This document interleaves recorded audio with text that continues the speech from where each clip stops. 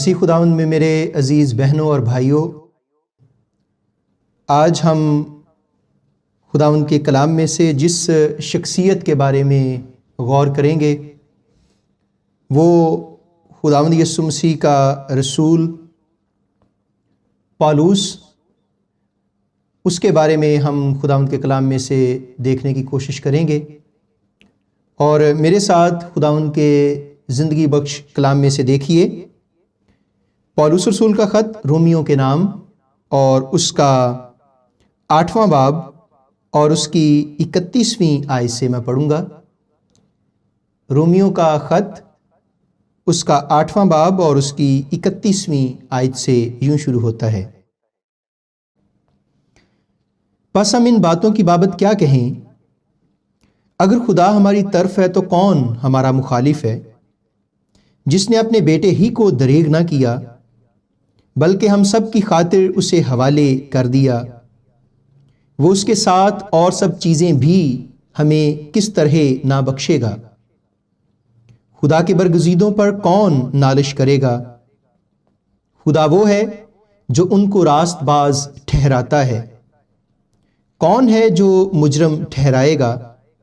مسیح یسوع وہ ہے جو مر گیا بلکہ مردوں میں سے جی بھی اٹھا اور خدا کی داہنی طرف ہے اور ہماری شفاعت بھی کرتا ہے۔ کون ہم کو مسیح کی محبت سے جدا کرے؟ مصیبت یا تنگی یا ظلم یا کال یا ننگا پن یا خطرہ یا تلوار؟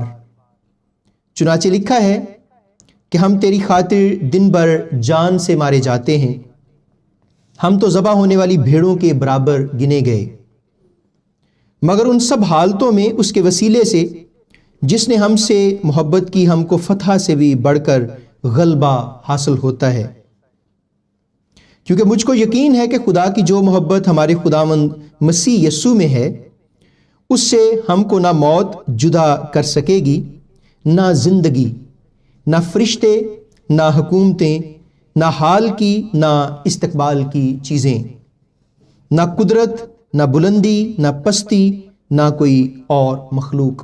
خداوند کی برکت اس کے زندہ پاک کلام کے پڑھے اور سنے جانے پر ہو۔ میں ایک اور جو حوالہ ہے وہ آپ کے سامنے پڑھنا چاہتا ہوں اور اس کے بعد پھر ہم خداوند کے کلام میں سے خدا کے بندہ پالوس کی زندگی اور اس کی ساری کنٹریبیوشن کے بارے میں جاننے کی کوشش کریں گے اور خداوند کے کلام سے ہم فیض یاب ہوں گے۔ فلپیوں 3 باب اور اس کی 4 اور 5ویں آیت میں آپ کے سامنے پڑھوں گا۔ فلپیوں اور اس کا پالوس رسول کا خط فلپیوں کے نام اور اس کا 3 باب اور اس کی 4 آیت: گو میں تو جسم کا بھی بھروسہ کر سکتا ہوں، اگر کسی اور کو جسم پر بھروسہ کرنے کا خیال ہو تو میں اس سے بھی زیادہ کر سکتا ہوں۔ 8ویں دن میرا ختنہ ہوا، اسرائیل کی قوم اور بنیامین کے قبیلے کا ہوں، عبرانیوں کا عبرانی، شریعت کے اعتبار سے فریسی ہوں، جوش کے اعتبار سے کلیسیا کا ستانے والا، شریعت کی راست بازی کے اعتبار سے بے عیب تھا۔ خداوند کی برکت اس کے زندہ پاک کلام کے پڑھے اور سنے جانے پر ہو، آمین۔ خداوند کا شکر ہو، خدا باپ، بیٹے اور روح القدس کے نام سے آمین۔ میرے عزیزوں، میں جب بھی خدا کے کلام میں سے شخصیات کو دیکھتا ہوں تو مسیح کے بعد جو سب سے زیادہ مجھے نئے عہد نامے میں کوئی شخصیت ایڈمائر کرتی ہے یا جس سے میں متاثر ہوتا ہوں تو وہ شخصیت پالوس کی شخصیت ہے۔ جیسے پرانے عہد نامے میں بہت نمایاں نظر آتا ہے داؤد، لیکن داؤد کی زندگی میں بھی اس طور سے ایک واقعہ سرزد ہوا، لیکن پالوس جو ہے وہ نئے عہد نامے میں ایسا ہے جیسے کوئی مسیح کا دیوانہ ہے، کوئی مسیح کا عاشق ہے، اور خدا کی ایسی لگن اسے ہے کہ آپ جتنا اس کی زندگی کے اندر جاتے ہیں، جتنا اس کے خطوط کو پڑھتے ہیں اور جتنا جو اس نے خدا کے کلام میں کنٹریبیوٹ کیا ہے اس کو دیکھتے ہیں تو آپ ایمان میں اور زیادہ مضبوط ہوتے جاتے ہیں آپ کی محبت، آپ کا پیار خدا کے لیے اور زیادہ بڑھ جاتا ہے۔ اور اسی شخصیت کے بارے میں ہم آج جاننے کی کوشش کریں گے۔ جیسے ہم نے جو فلپیوں کے خط میں دیکھا کہ وہ جو ہے ایک عبرانی جو نسل کا بندہ ہے، اور اس کے بعد وہ بنیامین کے قبیلے سے ہے۔ یہ بنیامین کا قبیلہ جو ہے یہ اسرائیل میں سب سے جو چھوٹا قبیلہ ہے، اور وہ کہتا ہے کہ میں شریعت کے اعتبار سے فریسی ہوں۔ فریسیوں کی 7 جو تھے وہ سیکٹ تھے، یا 7 ان کے فرقے تھے، اور ان میں سے ایک جو فرقہ ہے اس کے ماننے والا پالوس رسول ہے، اور وہ کہتا ہے کہ جوش کے اعتبار سے میں کلیسیا کا ستانے والا ہوں، لیکن شریعت کی راست بازی کے اعتبار سے میں بے عیب ہوں۔ یہ بہت بڑی بات ہے جو پالوس کہہ رہا ہے۔ اور اس کے بعد جب ہم اس کی جائے پیدائش اور اس کے جو تعلیم کے بارے میں دیکھتے ہیں، تو وہ اعمال کی کتاب اور اس کا جو 22واں باب ہے اور اس کی 3 آیت ہے، تو خدا کے کلام میں جب ہم اس کی 3 آیت پڑھتے ہیں تو اس میں لکھا ہے، میں یہودی ہوں اور کلکیا کے شہر ترسیس میں پیدا ہوا، مگر میری تربیت اس شہر میں گملییل کے قدموں میں ہوئی، اور میں نے باپ دادا کی شریعت کی خاص پابندی کی تعلیم پائی، اور خدا کی راہ میں ایسا سرگرم تھا جیسے تم سب آج کے دن ہو۔ اور ترسیس کے بارے میں جو اس کی جائے پیدائش ہے اور جو اس کی تعلیم کی جگہ ہے، یہ وہی جگہ ہے جس کو جو یونا ہے وہ بھاگ گیا ہے۔ اور کلام مقدس میں جب ہم اس کو دیکھتے ہیں تو یہ ایک ایسا علاقہ ہے اور یہ ایک ایسی جگہ ہے جو ایک جزیرہ ہے، اور اس میں جا کے جب یہ ساری کی ساری چیزیں دیکھتا ہے، اور وہ علاقہ جو ہے جو سمندر کے کنارے پہ ہے، اور ادھر کو وہ جاتا ہے، اور خدا کا بندہ جب گیملیل سے یہ تعلیم پاتا ہے، تو گیملیل جو ہے وہ ہیلل کا جو شاگرد ہے، اور اس کو ایک اتھارٹی مانا جاتا ہے جو یہودیوں میں، اور اس میں ہیلل اور جو شمائے ہے یہ 2 اسکول آف تھاٹ ہیں۔ اور گیملیل کے بارے میں یہ کہا جاتا ہے کہ یہ ایک ٹانگ پہ کھڑے ہو کے پوری شریعت کو پڑھ دیتا تھا، اور اس سے مراد یہ ہے کہ اس کو شریعت پہ اتنی کمانڈ حاصل تھی، اور پالوس فخر کے ساتھ اس کو کوٹ کر رہا ہے۔ جیسے ہم کہتے ہیں کہ جی ہم آکسفورڈ یونیورسٹی سے پڑھے ہوئے ہیں، ہم ہارورڈ یونیورسٹی سے پڑھے ہوئے ہیں، یا کوئی بھی دنیا کی جو بڑی یونیورسٹی یا کوئی بھی ایسی پرومیننٹ یونیورسٹی ہوتی ہے تو ہم اس کا نام لینا بہت فخر کی بات سمجھتے ہیں۔ تو ایسے ہی یہودیوں میں جو گیملیل تھا وہ ایک اتھارٹی مانا جاتا تھا، اور وہ بڑے فخر سے اس بات کو بیان کر رہا ہے کہ میں جو ہوں وہ گیملیل کا شاگرد ہوں، اور میں نے وہ ساری تعلیم پائی ہے۔ اور پالوس کے جو والدین ہیں، پالوس کے والدین نے اس کا جو نام رکھا ہے وہ ساؤل رکھا، اور ان کی خواہش یہ تھی کہ یہ بچہ بڑا ہو کے بڑا آدمی بنے گا، اور وہ واقعی بڑا آدمی بنا بھی۔ اس نے شریعت پہ عبور حاصل کیا، وہ ایک کٹر یہودی تھا، ایک راست باز یہودی تھا، ایک جو شریعت کی پابندی کرنے والا جو فریسی ہے، اور ہر طرح سے وہ خدا کے ساتھ بڑی اپنی اس جو ریاضت میں جو یہودی طرز زندگی میں ہے اس پہ چلتا ہے۔ اور ساؤل کا جو مطلب ہے وہ ہے بڑا، عظیم، اور وہ بڑا اور عظیم بنا بھی، اور وہ کلیسیا کا ستانے والا ہے جو کلام مقدس میں ہم پڑھتے ہیں، اور وہ جو ایک اجازت نامہ ہے وہ لے کے جا رہا ہے کہ میں جو سارے کے سارے مسیحی ہیں جو مسیح کو مانتے ہیں، میں ان کو باندھ کے لے کے آؤں گا، اور ان کو میں سزا دوں گا، اور ان کو میں مار دوں گا، ان کو میں قتل کر دوں گا، اور وہ چاہتا ہے کہ مسیحیت جو ہے وہ دنیا سے ختم ہو جائے۔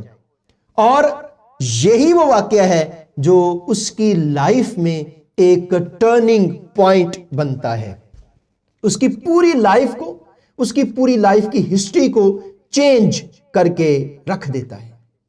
اور یہ واقعہ ہم سب جانتے ہیں، اعمال کی کتاب اور اس کا جو 9واں باب ہے اس میں ہمیں ملتا ہے کہ وہ دمشق کی راہ کو جا رہا ہے، اور جب دمشق کی راہ کو جا رہا ہے تو وہاں پہ اس پہ نور چمکتا ہے، اور اس میں سے آواز ایک آتی ہے۔ وہ آواز کیا ہے کہ اے ساؤل، اے ساؤل، تو مجھے کیوں ستاتا ہے؟ اس نے پوچھا ہے خداوند تو کون ہے جسے میں ستاتا ہوں؟ تو اس نے کہا کہ میں یسوع ہوں جسے تو ستاتا ہے، مگر اٹھ، شہر میں جا، اور جو تجھے کرنا چاہیے وہ تجھ سے کہا جائے گا۔ جو آدمی اس کے ہمراہ کھڑے تھے وہ خاموش کھڑے رہ گئے، کیونکہ آواز تو سنتے تھے مگر کسی کو دیکھتے نہ تھے۔ اور اس کے بعد جب ساؤل نے آنکھیں کھولی ہیں تو ساؤل کو کچھ دکھائی نہیں دیا، اور پھر کیا ہے کہ 3 دن تک نہ دیکھ سکا اور نہ اس نے کھایا نہ پیا۔ اور کچھ جو مفکرین ہیں وہ یہ کہتے ہیں کہ خدا نے اپنی جو موت کا، تسلیب کا جو ایکسپیرینس ہے وہ ساؤل کو کرایا، جو 3 دن اور رات خداوند یسوع مسیح قبر میں رہے، تو اس کو وہ ایکسپیرینس خداوند یسوع مسیح نے کروایا کہ میں کیا ہوں۔ اور اس کے بعد پھر اس کو جو ہے حننیہ کے جو دمشق میں ایک شاگرد ہے اس کے ذریعے سے شفا ملتی ہے، تو پھر خدا اس کی آنکھوں کے چھلکے اتارتا ہے، اور جب اس کی آنکھوں کے چھلکے اتارتا ہے تو پھر خدا اس کو وہ آنکھیں دیتا ہے جو اس کے پاس پہلے نہیں ہیں، اور اس کو وہ دکھائی دیتا ہے جو اس کو اسی شریعت میں گیملیل سے پڑھنے کے باوجود اسے دکھائی نہیں دیتا۔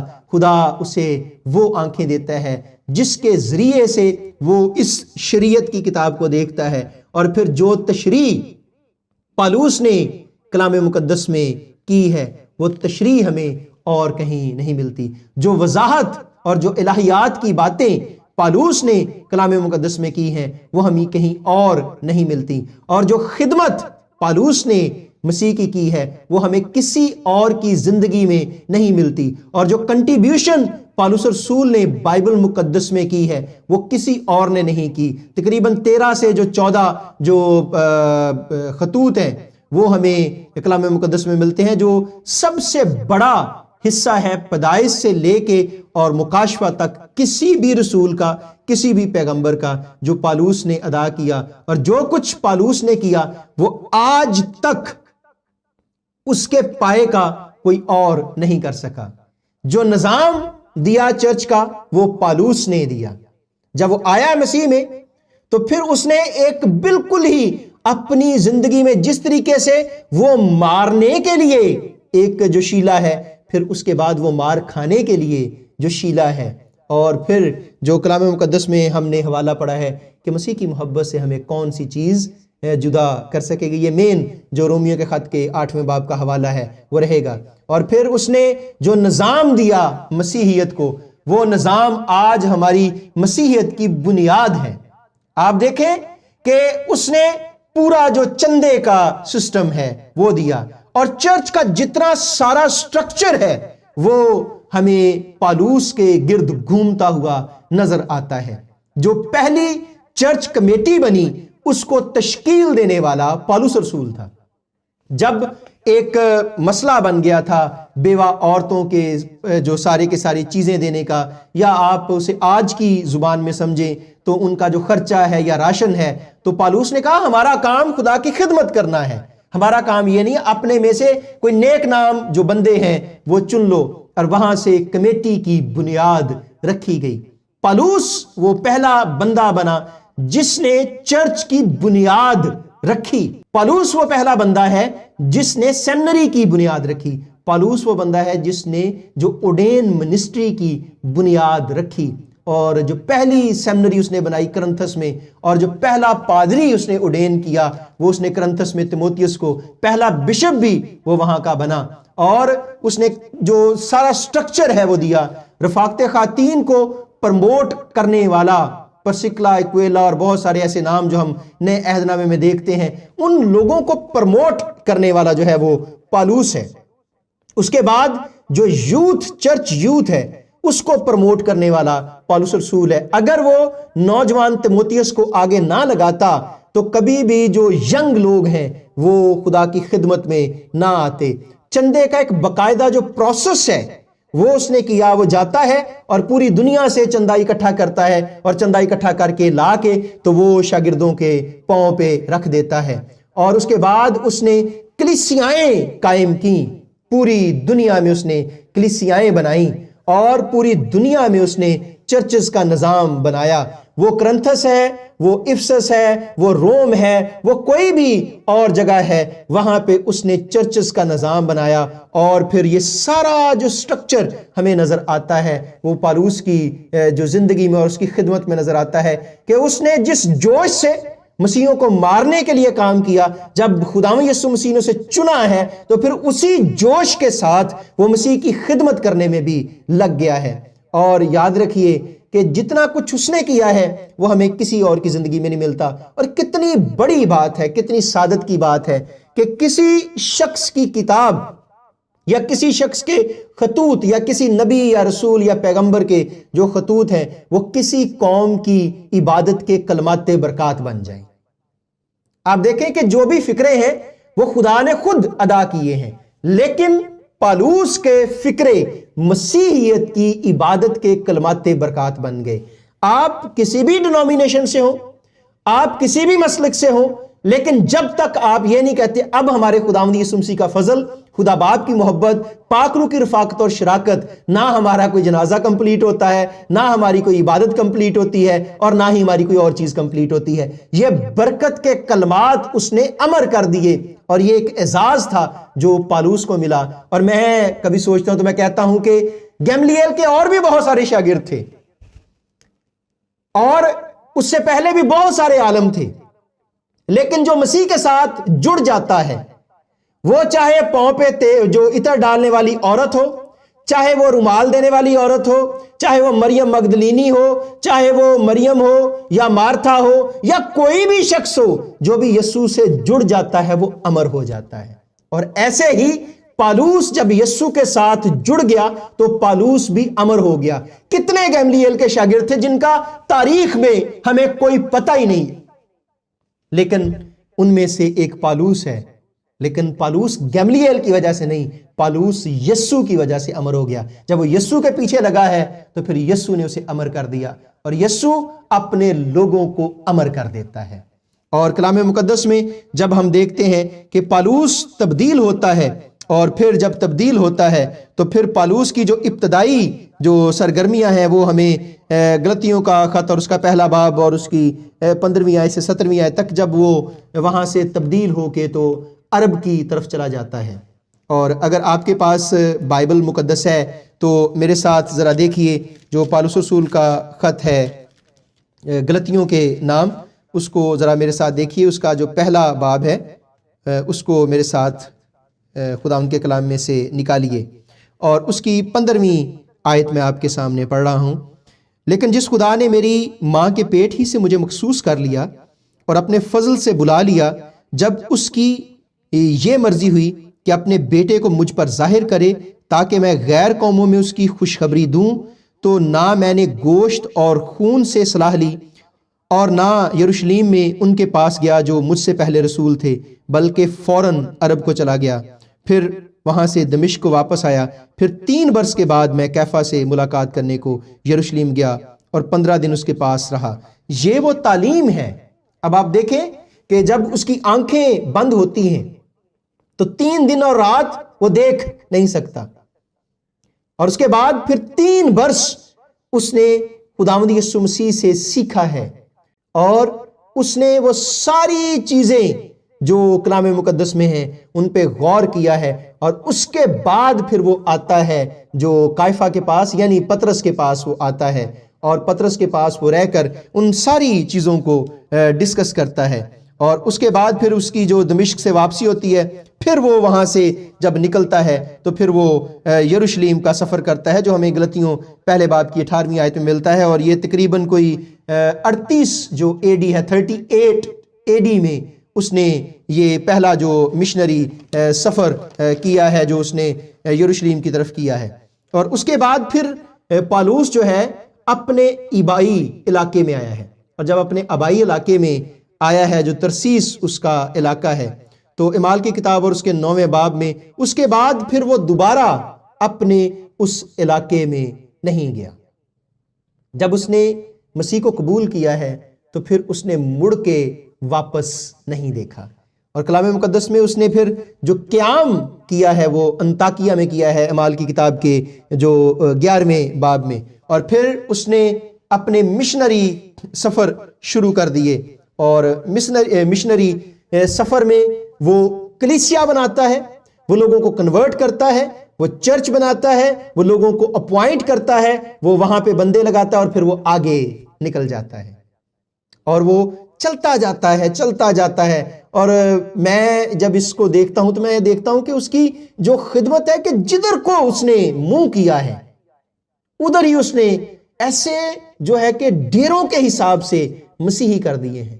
ایسی دیوانگی، ایسا جذبہ، ایسا جوش اس کی زندگی میں ہے، اور اس نے ہمیشہ جو ہے وہ سخت زمین کا چناؤ کیا ہے۔ اس نے کوئی جو نرم زمین ہے یا کوئی ایسی زرخیز زمین ہے اس کا چناؤ نہیں کیا، بلکہ اس نے سخت زمین کا چناؤ کیا ہے۔ روم دنیا میں اس ٹائم پہ جو اس کا وقت تھا، ایسا ملک تھا جہاں پہ مسیحی کہلوانے پہ پابندی تھی، جہاں پہ بشارت دینے پہ پابندی تھی۔ کرنتھس ایک ایسا علاقہ تھا کہ جہاں پہ خدا کی جو بشارت دینے پہ پابندی تھی، لیکن اس نے وہاں پہ اس خدمت کو شروع کیا ہے، اور پہلا جو اس نے بشپ بنایا وہ بھی کرنتھس میں ہمیں ملتا ہے جو تموتھیوس ہے۔ تو آپ دیکھیں اس دور میں اور آج دیکھیں کہ جو کرسچینٹی کا آغاز پالوس نے کیا تھا اس کا اثر آج بھی اٹلی میں ہمیں نظر آتا ہے، اس کا اثر آج بھی دنیا میں ہمیں نظر آتا ہے کہ جو اس نے لوگوں کو خدا کے قریب لایا۔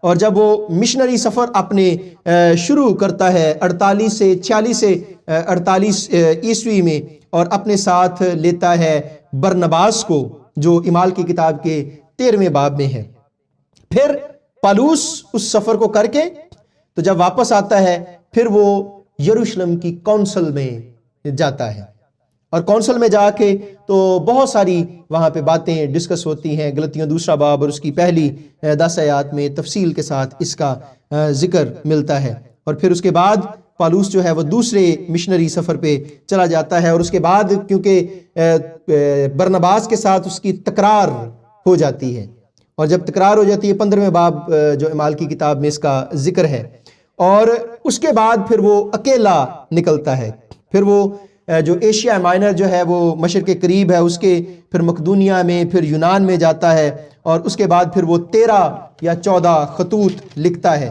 اور اس ساری زندگی میں پالوس بارہا قید میں جاتا ہے، بارہا مصیبتوں میں جاتا ہے، بارہا کوڑے کھاتا ہے، اور اس کا ذکر اگر آپ دیکھیں میرے ساتھ جو 2 کرنتھیوں کا خط ہے اور اس کا 11واں باب ہے اور اس کی 22ویں آیت ہے، اس میں ذرا میرے ساتھ دیکھیے کہ خدا کا بندہ اپنے گھر بار کو، اپنی ساری چیزوں کو، اپنے سارے جو خاندان ہے اس کو چھوڑ کے آتا ہے، اور جب وہ چھوڑ کے آتا ہے تو پھر کیا ہے کہ وہ پیچھے مڑ کے نہیں دیکھتا۔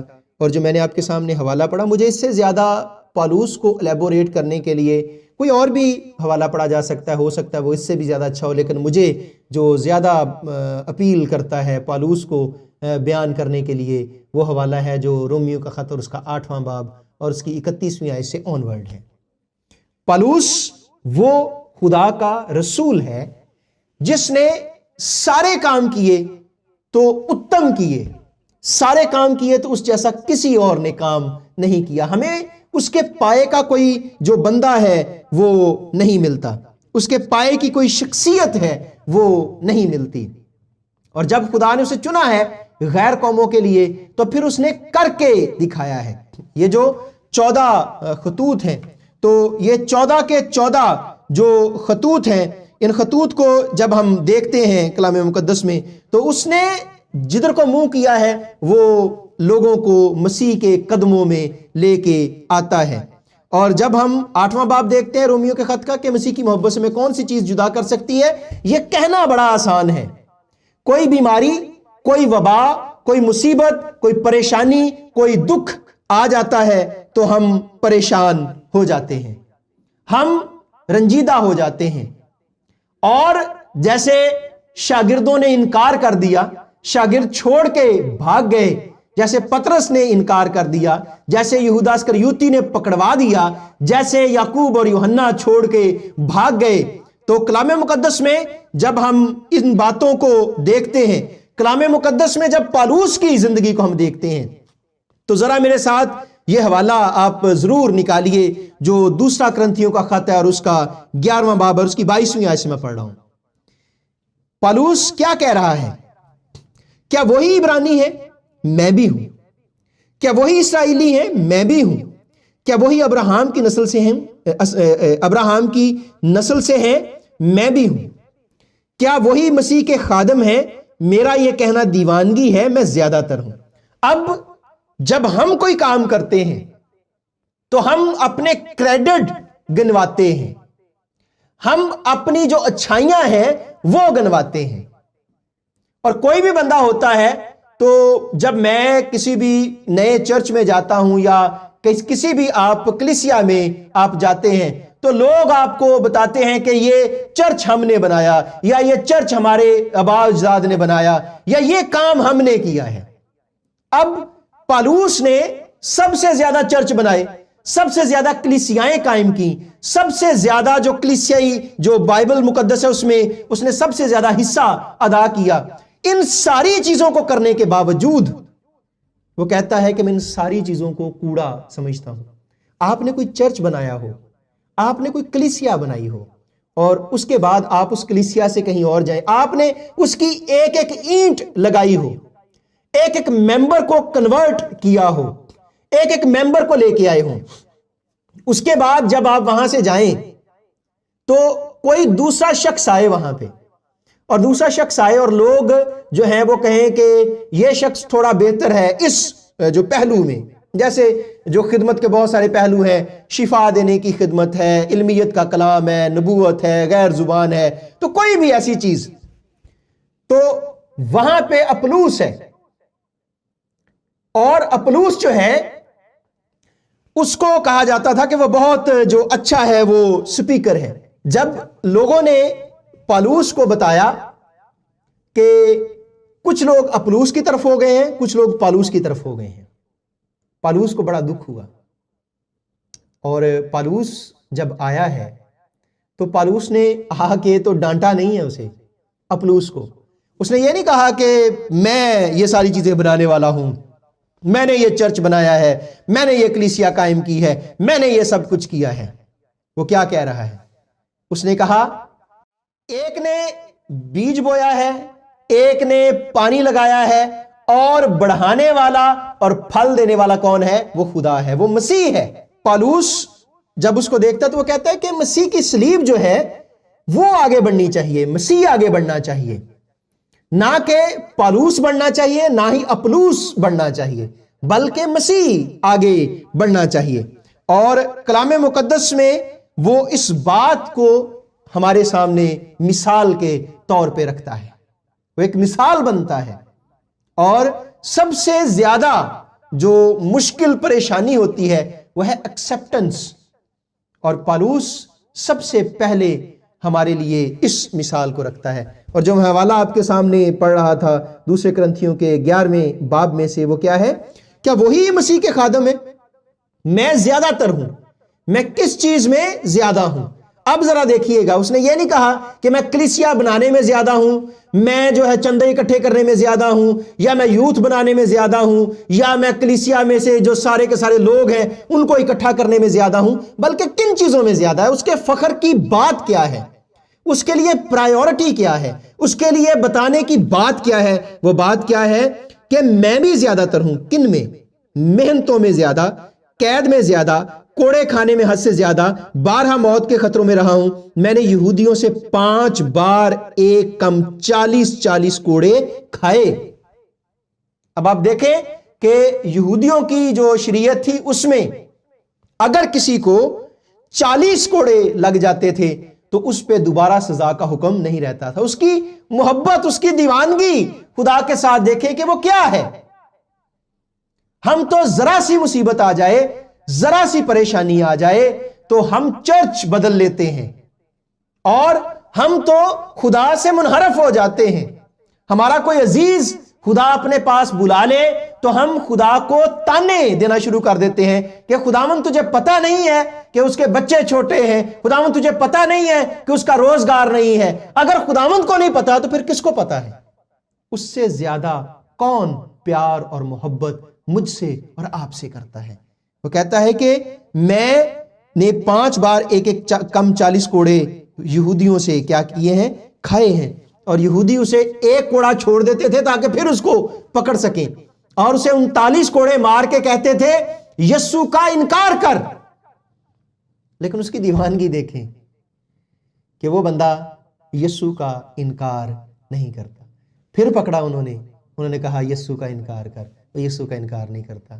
اور اس کے بعد کیا ہے کہ میں نے 3 بار بیعت کھائے، 1 بار سنسار کیا گیا، 3 مرتبہ جہاز ٹوٹنے کی بلا میں پڑا، 1 رات دن سمندر میں کاٹا، بارہا سفر میں رہا، دریاؤں کے خطروں میں، ڈاکوؤں کے خطروں میں، اپنی قوم سے خطروں میں، غیر قوموں کے خطروں میں، شہر کے خطروں میں، بیابان کے خطروں میں، جھوٹے بھائیوں کے خطروں میں، محنت اور مشقت میں، بارہا بیداری کی حالت میں، بھوک اور پیاس کی مصیبت میں، بارہا فاقہ کشی میں، اور ننگے پن اور سردی کی حالت میں رہا ہوں۔ اور پھر پالوس کہتا ہے مجھے مسیح کی محبت سے کوئی چیز جدا نہیں کر سکتی۔ اب آپ دیکھیں کہ یہ کہنا بڑا آسان ہے لیکن یہ کرنا بڑا مشکل ہے۔ اب آپ سوچیں کسی بندے نے اتنی مار کھائی ہو، کسی بندے نے اتنے کرسچن کیے ہو، کسی بندے نے بائبل میں اتنا بڑا حصہ ادا کیا ہو، کسی بندے نے جو سارا نظام ہے وہ دیا ہو، اور اس کے بعد خدا سے کوئی عرض کرے۔ عرض کیا تھی؟ عرض تھی میرے جسم میں یہ جو شیطان کا قاصد ہے وہ ایک کانٹا چبوتا ہے۔ اس نے کرنتھیوں کے خط میں یہ بات کی اور اس نے کہا کہ اے خداوند یہ مجھے بہت زیادہ تنگ کرتا ہے۔ اور پھر کیا ہے کہ میرے جو ہے اور مکاشفوں کی زیادتی کے باعث میرے پھول جانے کے اندیشے سے میرے جسم میں کانٹا چبویا گیا، یعنی شیطان کا قاصد، تاکہ میرے مکے مارے اور میں پھول نہ جاؤں۔ اس کے بارے میں نے 3 بار خداوند سے التماس کیا کہ یہ مجھ سے دور ہو جائے۔ اب آپ سوچیں کہ آپ خدا کے لیے اتنا کچھ کریں، کوئی دوست ہو، کوئی پیارا ہو، وہ آپ کے لیے بہت کچھ کرے، آپ کے لیے ساری چیزیں کرے اور آپ کے لیے جی جان سے کام کرے، تو آپ سے کوئی وہ کچھ مانگے تو آپ تو اس کے لیے آؤٹ آف دا وے جا کے بھی کام کرنے کی کوشش کریں گے۔ اب آپ سوچیں کہ اتنا کام جو پالوس نے کیا ہے، پالوس کی ریڑھ کی ساری ہڈی خراب تھی، اور آپ سوچیں کہ ریڑھ کی خراب ہڈی کے ساتھ اس نے سب سے زیادہ مشنری سفر کیے، ریڑھ کی خراب ہڈی کے ساتھ اس نے کلام مقدس میں سب سے زیادہ حصہ ادا کیا، ریڑھ کی خراب ہڈیوں کے ساتھ یا مہروں کے ساتھ اس نے کلام مقدس میں سب سے لمبا پیغام دیا، اور اس نے خدا سے التماس کی۔ اب آپ سوچیں آپ کسی دوست سے کچھ مانگنے جائیں اور آپ دوست سے کہیں کہ مجھے یہ چیز چاہیے، تو چیز دینا یا نہ دینا تو دور کی بات، آپ کا دوست آپ کو جواب ہی نہ دے، آپ کے دل پہ کیا گزرے گی؟ اب اس نے پہلی بار خدا سے التجا کی کہ اے خداوند یہ شیطان کا قاصد، یہ درد، یہ کمزوری، یہ آنکھوں کا جو دھندلا پن ہے، یہ مجھے تیری خدمت کرنے سے روکتا ہے، اس کو مجھ سے دور کر دے۔ اب آپ دیکھیں کہ ہاں یا نہ تو دور کی بات، کوئی جواب ہی نہیں آیا۔ ہمیں نہیں پتا یہ کتنے عرصے کی بات ہے، 1 سال لگا، 2 سال لگے، 3 سال لگے، 4 سال لگے، 5 سال لگے۔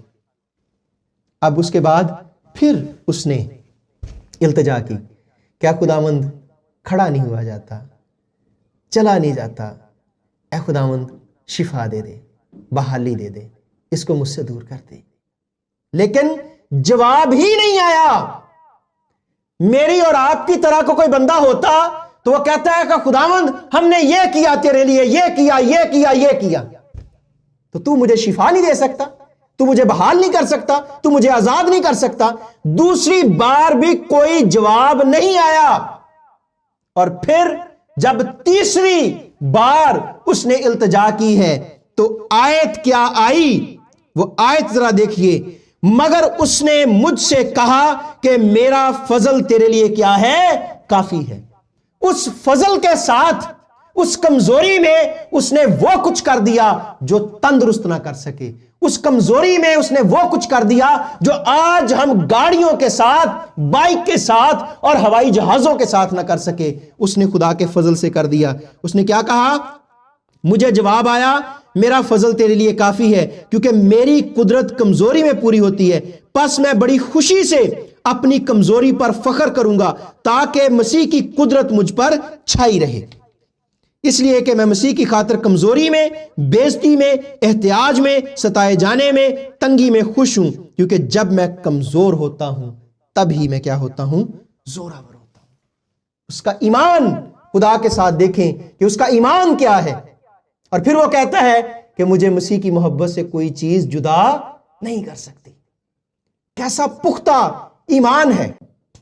اعمال کی کتاب کے 16ویں باب میں جب پالوس اور سیلاس چوک میں کھڑے ہو کے گواہی دے رہے ہیں، اور جب گواہی دے رہے ہیں تو وہاں پہ ان کو آ کے سپاہی پکڑ لیتے ہیں، اور جب سپاہی ان کو پکڑ لیتے ہیں ان کو بیعت لگاتے ہیں، ان کے کپڑے اتار دیتے ہیں اور ان کے پاؤں میں کیل ٹھوک دیتے ہیں اور ان کو کاٹھ میں ٹھوک دیتے ہیں۔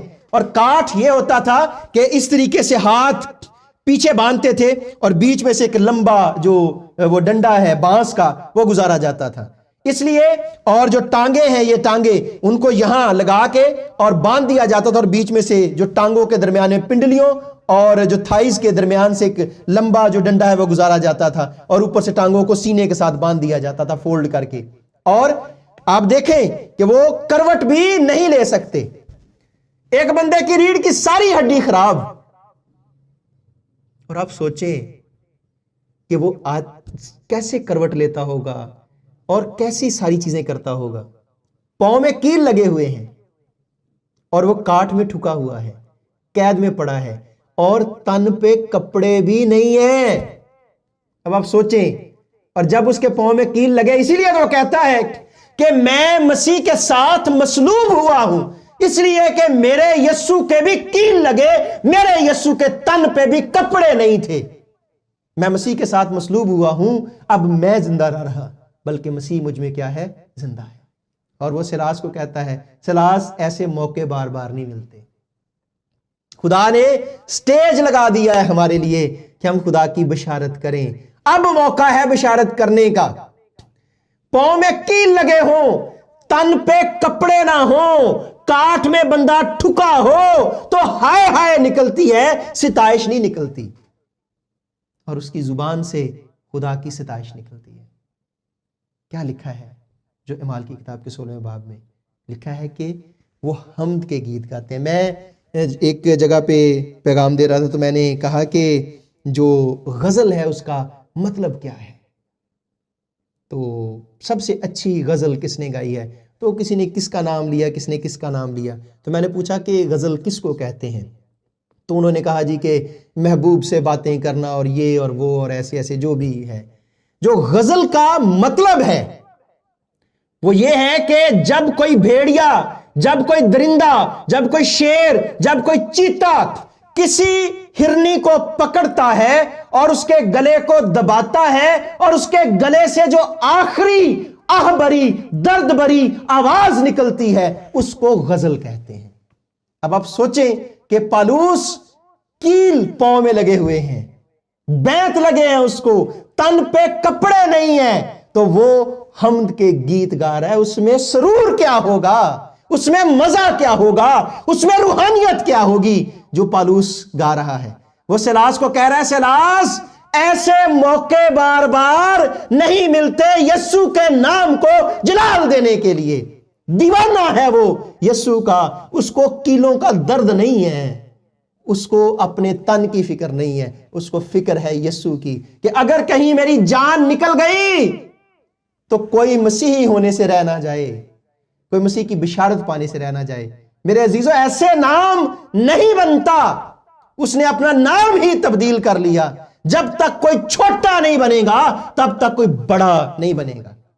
اس نے سول سے اپنے آپ کو پالوس بنا لیا، اس نے بڑے سے اپنے آپ کو چھوٹا کر لیا، اور جو یسوع میں چھوٹا ہوتا ہے دنیا میں اس سے کوئی اور بڑا ہو نہیں سکتا۔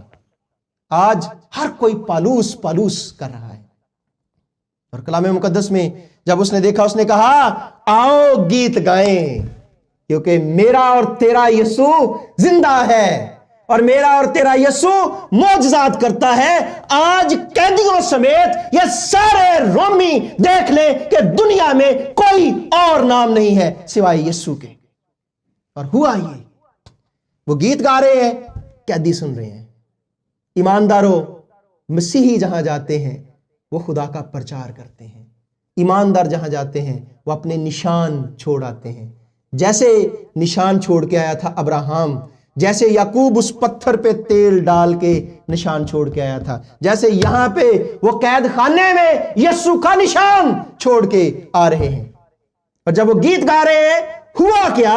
ہوا یہ کہ سارے کے سارے دروازے کھل گئے۔ اور جب صوبے دار آیا ہے تو صوبے دار آ کے تو اپنے آپ کو مارنا چاہتا ہے، تو پالوس کیا کہتا ہے؟ ہم سب یہی ہیں اور تو سب دیکھ لے۔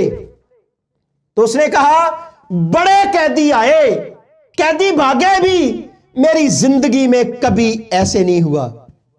ہر ایک تالا، ہر ایک دروازہ کھل جائے جب آپ یسوع کو پکارتے ہیں۔ میرے عزیزو، جب مشکل، پریشانی، دکھ آتا ہے، یہودی لوگ 136واں زبور تب گاتے ہیں جب ان پہ مصیبت اور پریشانی ہوتی ہے، اور ہم تب گاتے ہیں جب ہمیں رہائی مل جاتی ہے، بچہ پاس ہو جاتا ہے، صحت مل جاتی ہے، تندرستی مل جاتی ہے۔ ہم جو یہ 20واں زبور ہے وہ مرنے پہ گاتے ہیں، اور یہودی لوگ خوشی پہ گاتے ہیں۔ ہم اس کے پہلے فکرے پہ غور کرتے ہیں، اس کے دوسرے فکرے پہ غور کرتے ہیں۔ ہم کہتے ہیں دکھاں دے ویلے تیری یہوہ سنے دعا، وہ اس پہ غور کرتے ہیں عزت تیری وداوے گا یعقوب دا خدا۔ اور جس کی عزت خدا بڑھائے اس کی عزت کو کوئی کم کر سکتا ہے؟ اس کو کوئی جو ترک کر سکتا ہے؟ اس کو کوئی دبا سکتا ہے؟ ہمارا ایمان، ہمارا بھروسہ ایمانداروں ویسا نہیں ہے کہ ہم ہونٹوں سے تو اس کی تعظیم کرتے ہیں لیکن دل ہمارے اس سے دور ہیں۔ جب ہم دل سے کریں گے تو پھر ہمارے ہی بیڑیاں نہیں، پھر ہماری ہی مصیبتیں نہیں، جو ہماری سراؤنڈنگ میں ہوگا ان سب کی مصیبتیں اور پریشانیاں کیا ہو جائیں گی؟ دور ہو جائیں گی۔ اور پالوس کہتا ہے کہ مجھے مسیح کی محبت سے کون سی چیز جدا کر سکتی ہے؟ روم میں رہ کے جہاں پہ سب سے زیادہ پرسیکیوشن ہوئی، جہاں پہ سب سے زیادہ لوگوں کو مارا گیا، جہاں پہ سب سے زیادہ مسیحوں کو شیروں کے آگے ڈالا گیا، جہاں پہ مسیحوں کو زندہ جلایا گیا، وہاں پہ بیٹھ کے وہ کیا کہہ رہا ہے کہ مسیح کی محبت سے مجھے کون سی چیز جدا کر سکتی ہے؟ یہ ہے اس کی دیوانگی۔ اس لیے مجھے یہ جو پالوس ہے وہ اتنا جو پیارا لگتا ہے کہ اس نے کیا کہا کہ میں مسیح کی مانند بنتا ہوں، تم میری مانند بنو۔ دنیا میں کوئی کامل نہیں ہے، لیکن وہ ایسا کامل شخص ہے کہ اس نے کوئی خطا نہیں کی۔ کہتا ہے جو شریعت کی راست بازی کے اعتبار سے میں بے عیب ہوں۔ اور کلام مقدس میں خدا کا بندہ جو میرے ساتھ اگر آپ بائبل کھولیں اور جو رومیو کا خط اور اس کا 8واں باب جو ہم نے کلام مقدس میں سے پڑھا ہے، اس میں کیا لکھا ہے؟ بس ان باتوں کی بابت ہم کیا کہیں؟ اگر خدا ہماری طرف ہے تو کون ہمارا مخالف ہے؟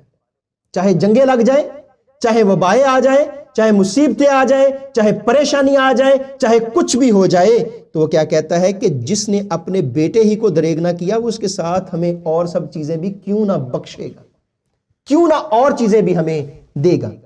اور پھر کیا کہتا ہے کہ خدا کے برگزیدوں پر کون نالش کرے گا؟ خدا وہ ہے جو ان کو راست باز ٹھہراتا ہے، کون ہے جو مجرم ٹھہرائے گا؟ مسیح یسوع وہ ہے جو مر گیا بلکہ مردوں میں سے جی اٹھا اور خدا کی دہنی طرف اور ہماری شفاعت بھی کرتا ہے۔ اور پھر کیا کہتا ہے؟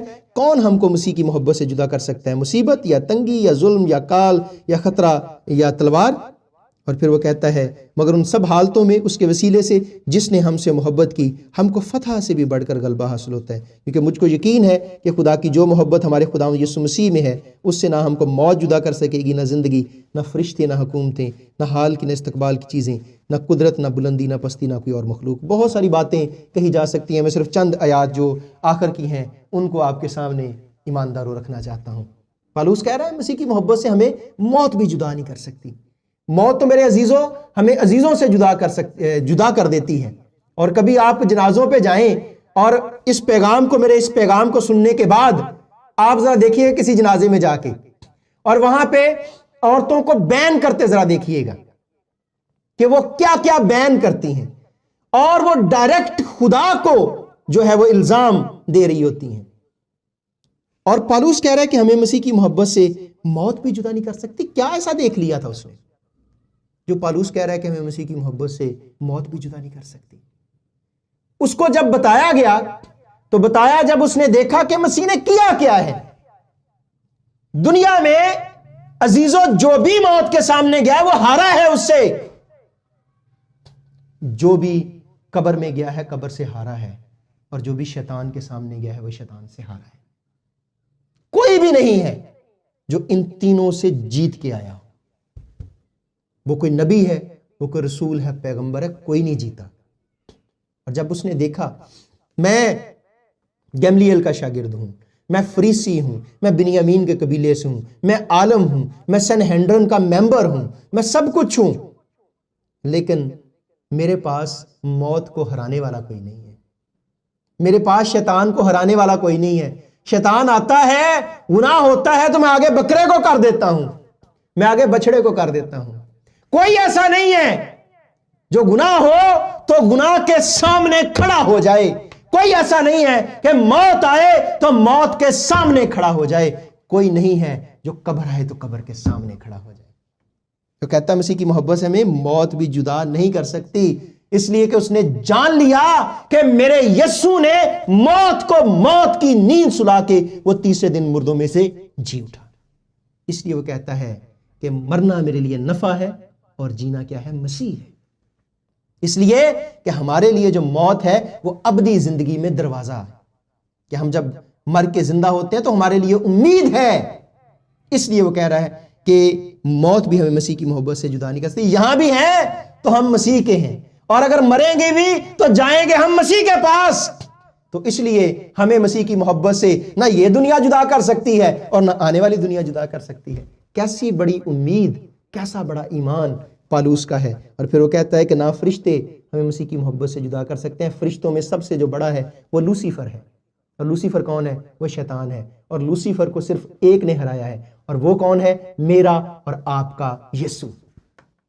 اس نے اس کے گھر جا کر 40 دن 40 رات وہ شیطان کے ساتھ آزمایا گیا ہے، اور پھر جیت کے وہ واپس آیا ہے۔ اسی لیے وہ کیا کہہ رہا ہے؟ مسیح کی محبت سے ہمیں فرشتے بھی جدا نہیں کر سکتے۔ اور اس کے بعد جو آخری بات میں کہنا چاہتا ہوں، پالوس نے کیا علم کی باتیں کہہ دی ہیں، پورے جو خطوط ہیں۔ وہ کہتا ہے مسیح کی محبت سے نہ ہمیں قدرت، نہ بلندی، نہ پستی، نہ کوئی اور مخلوق جدا کر سکتی ہے۔ اور جو ہم اوریجنل زبان میں دیکھتے ہیں اس کا مطلب وہ ہے سٹارز۔ مسیح کی محبت سے ہمیں سٹارز بھی جدا نہیں کر سکتے۔ آج رشتہ ہوتا ہے، آج کوئی اور چیز ہوتی ہے تو کیا کرتے ہیں؟ وہ کرتے ہیں کہ آپ کا سٹار کون سا ہے، آپ کی ڈیٹ آف برتھ کون سی ہے۔ تو آپ ذرا دیکھیں کہ پالوس کہہ رہا ہے وہ کوئی اسٹرونومسٹ نہیں تھا، وہ کوئی سائنسدان نہیں تھا، لیکن سائنس ساری کی ساری یسوع کے قدموں میں ہے، یسوع کے لوگوں کے قدموں میں ہے۔ اور وہ اس سے پہلے بتا رہا ہے، ہم نے تو 1970 میں نیل آرمسٹرانگ گیا نا وہاں پہ، اور پتا چلا ہمیں کہ چاند ہے کیا۔ ہم تو سمجھتے تھے کہ چاند روشن ہوتا ہے، چاند کی اپنی روشنی ہے۔ ہمیں 1970 میں پتا چلا کہ چاند کی کوئی اپنی روشنی نہیں ہے۔ لیکن جو خدا کے لوگ ہیں ان کو شروع سے ہی پتا ہے، اس لیے کہ ان کو خدا کا پتا ہے، اور خدا کون ہے؟ جو دنیا کا بنانے والا ہے۔ تو یہودی جو مانتے تھے وہ یہ مانتے تھے کہ ہر جو بچہ پیدا ہوتا ہے، یا بیٹی یا بیٹا جو بھی، تو اس کا اپنا ایک ستارہ ہوتا ہے، اور جب وہ ستارہ بلندی پہ ہوتا ہے تو اس کی قسمت بلندی پہ ہوتی ہے، اور جب وہ ستارہ پستی پہ ہوتا ہے تو اس کی قسمت پستی پہ ہوتی ہے۔ تو وہ جو پالوس ہے وہ کیا کہہ رہا ہے کہ ہمیں مسیح کی محبت سے یہ سٹار بھی یا یہ بلندی یا پستی ہمیں مسیح کی محبت سے جدا نہیں کر سکتی۔ تو ایکچولی اس کا مقصد کیا تھا؟ اس کا مقصد یہ تھا کہ یہ ستارے محض مٹی کے ڈھیر ہیں، اگر ان میں روشنی بھی ہو تو ایک وقت ہے جب انہوں نے ختم ہو جانا ہے، لیکن جو ہمیشہ رہے گا وہ کون ہے؟ وہ مسیح ہے۔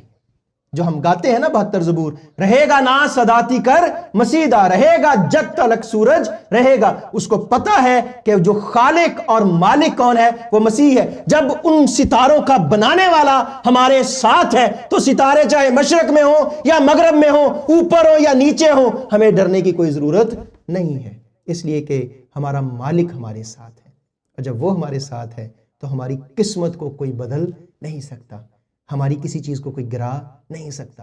کتنا پختہ اس بندے کا ایمان ہے خدا میں۔ وہ کہتا ہے مسیح کی محبت سے ہمیں کوئی چیز جدا نہیں کر سکتی۔ اور کاش یہ دیوانگی میرے عزیزو میرے اور آپ کے اندر بھی آ جائے، کاش یہ محبت، یہ پختہ انشیکیبل جو ایمان ہے وہ میرے اور آپ کے اندر بھی آ جائے۔ تو پھر دیکھیے گا کہ دنیا میں چینج اور ریوائول آتا ہے یا نہیں آتا، پھر دیکھیے گا کہ خدا کی بشارت ہوتی ہے یا نہیں ہوتی، پھر دیکھیے گا کہ چرچ بھرتے ہیں یا نہیں بھرتے، پھر دیکھیے گا آپ کی اپنی زندگی میں اور آپ کے وسیلے سے دوسروں کی زندگی میں برکت آتی ہے یا نہیں آتی۔ آئیے اپنے سروں کو خدا کے حضور جھکائیں اور دعا مانگیں۔